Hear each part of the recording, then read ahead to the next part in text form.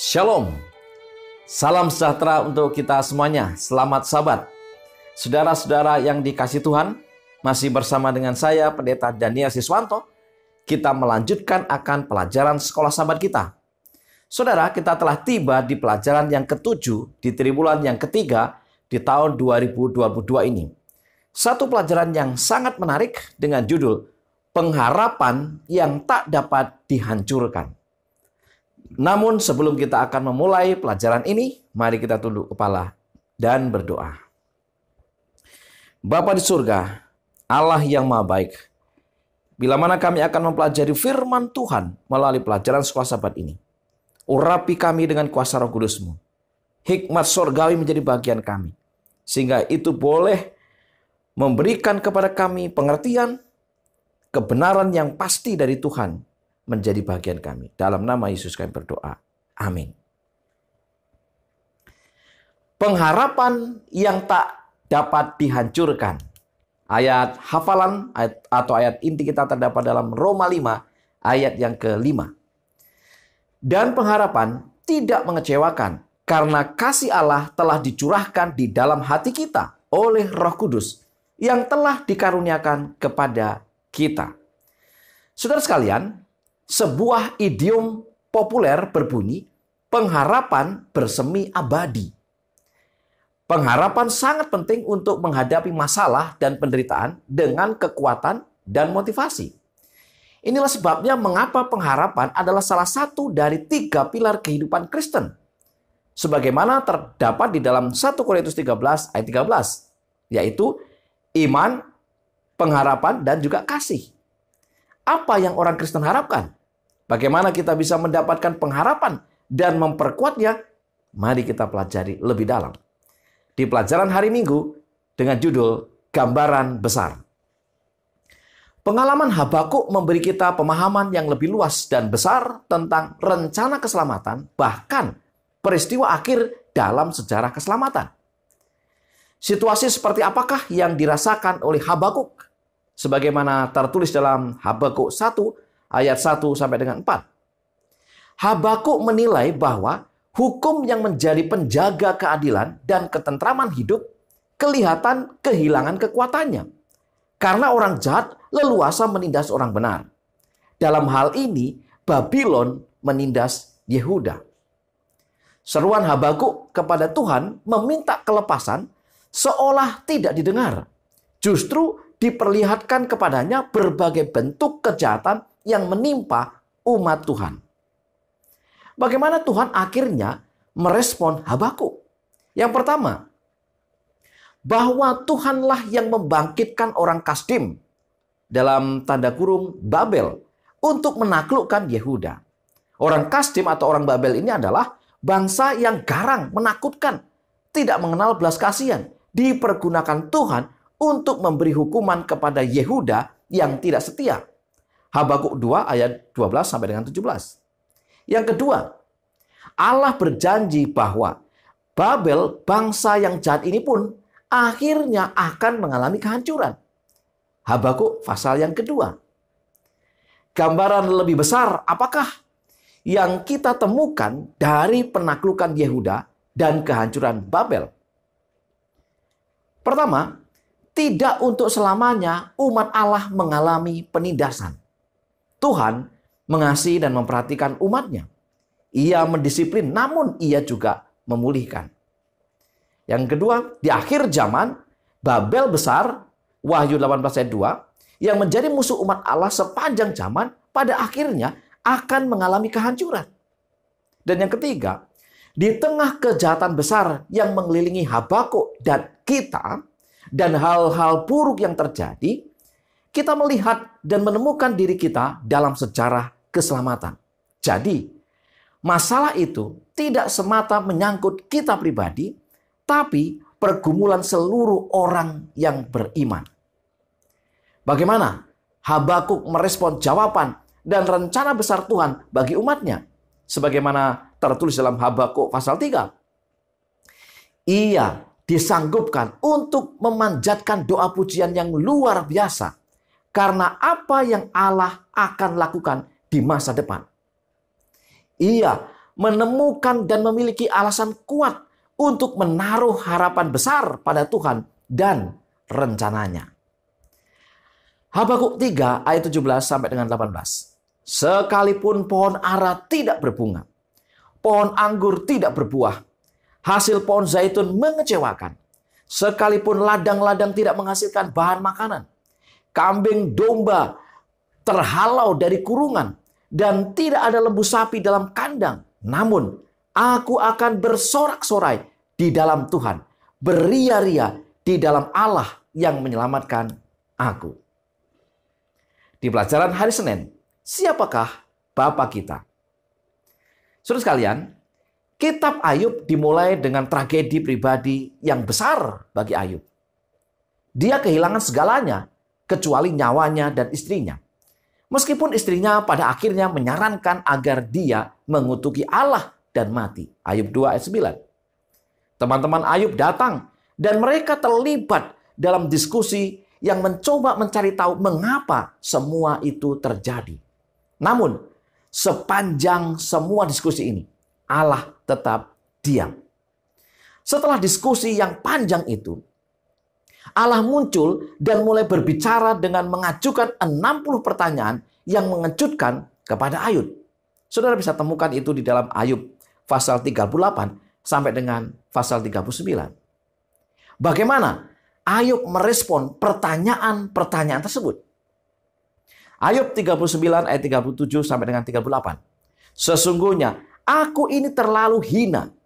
Jawab apakah yang dapat kuberikan kepadamu? Mulutku kututup dengan tangan. Satu kali aku berbicara, tetapi tidak akan kuulangi. Bahkan 2 kali, tetapi tidak akan kulanjutkan. Ayub mengerti betapa tidak berartinya manusia di hadapan Allah. Dan ia tidak bisa mengatakan apa-apa lagi.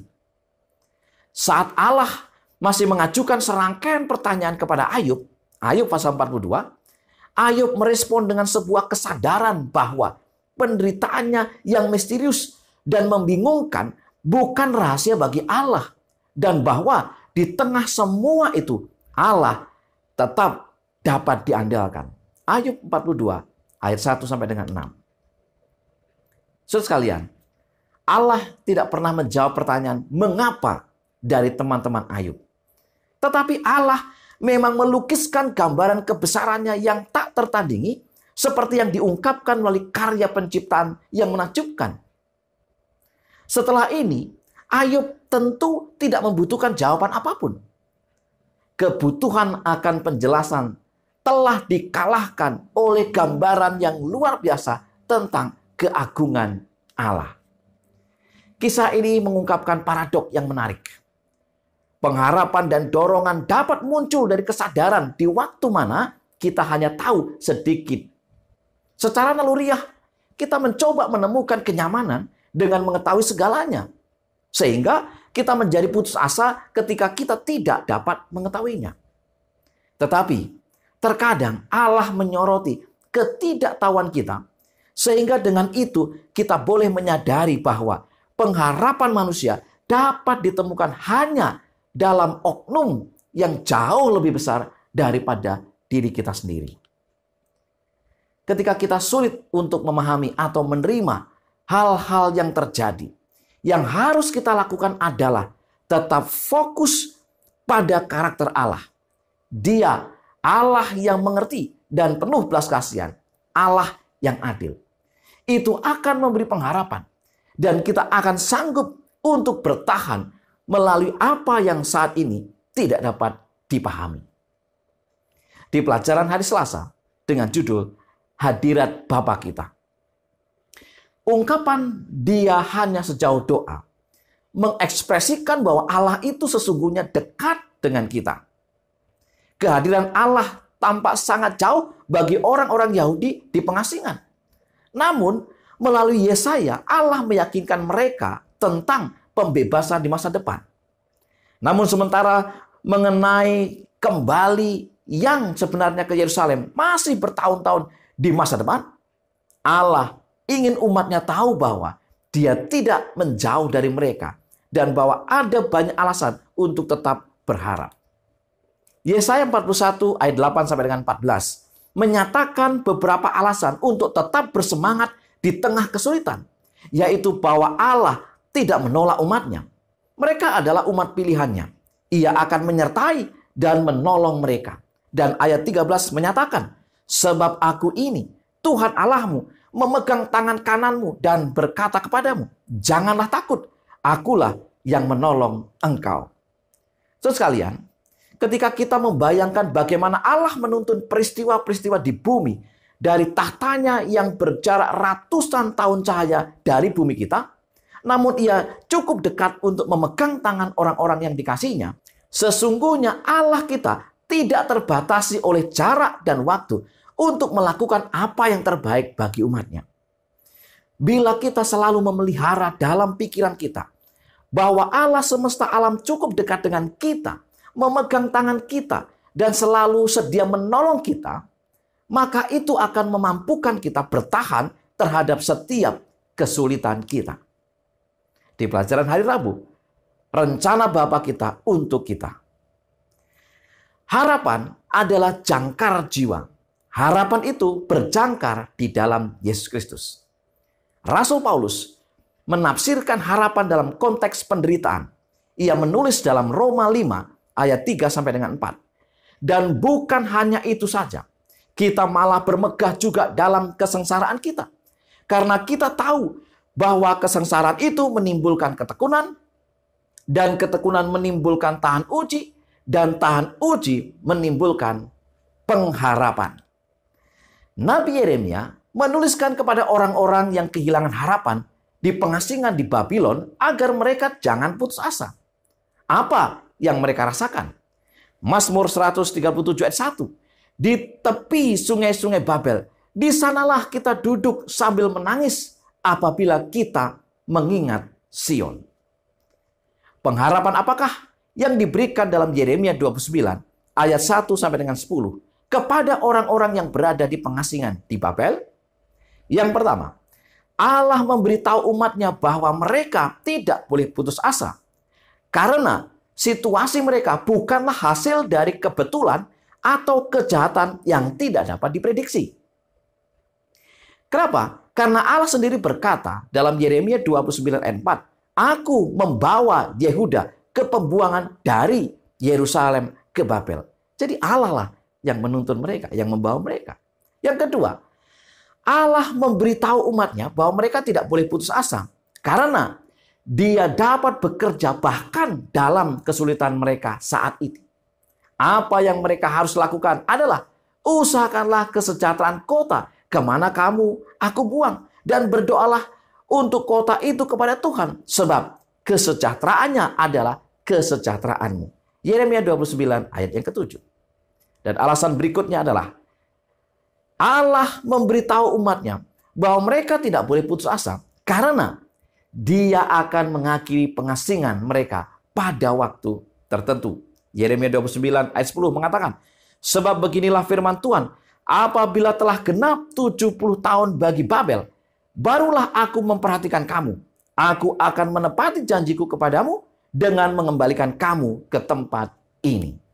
Saudara sekalian, setelah Allah menjelaskan bagaimana Dia bertanggung jawab atas masa lalu mereka, bertanggung jawab atas masa kini mereka, dan akan bertanggung jawab atas masa depan mereka, Dia atau Allah kemudian dengan indah menyampaikan perhatiannya yang lembut bagi umatnya dalam ayat berikut ini. Yeremia 29 ayat 11 sampai dengan 13.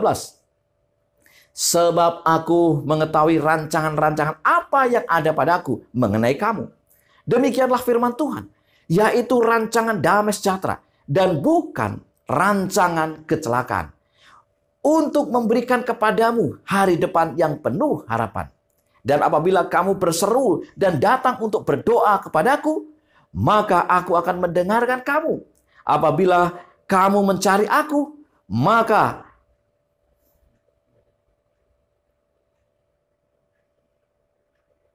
kamu akan menemukan aku. Apabila kamu menanyakan aku dengan segenap hati.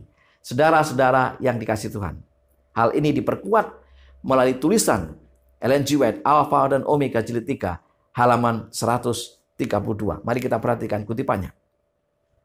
Di dalam pengalaman semua orang, ada masanya terjadi kekecewaan yang menusuk dan tawar hati sama sekali.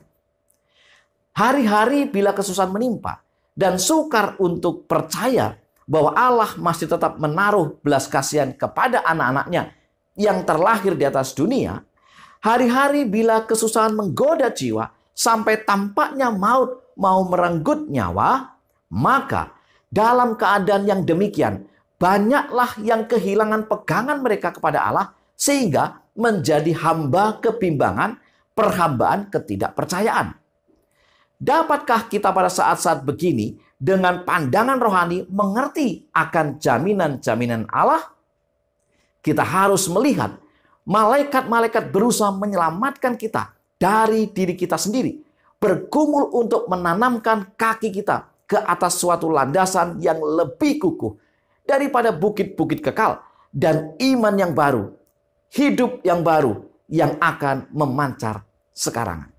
Saudara sekalian, Ellen G. White menekankan betapa malaikat-malaikat berusaha membantu kita, bahkan menyelamatkan kita.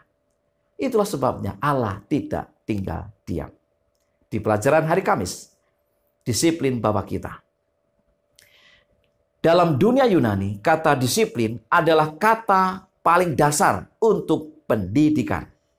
Jadi, memahami disiplin berarti memahami bagaimana Allah mendidik kita dalam sekolah iman yang telah dijelaskan Paulus sebelumnya dalam Ibrani pasal yang ke-11. Beberapa hal yang kita perlu pahami dari penjelasan Paulus di Ibrani pasal 11 dan 12 antara lain, dalam Ibrani 11, Paulus melukiskan gambaran pria dan wanita yang beriman. Iman mereka lah yang membuat mereka bertahan ketika mereka dihadapkan pada segala macam situasi yang sulit.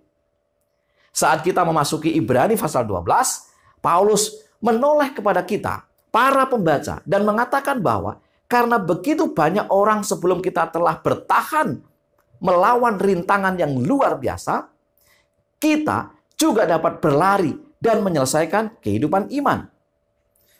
Dan kuncinya adalah mengarahkan pandangan kita kepada Yesus. Ibrani 12 ayat 21.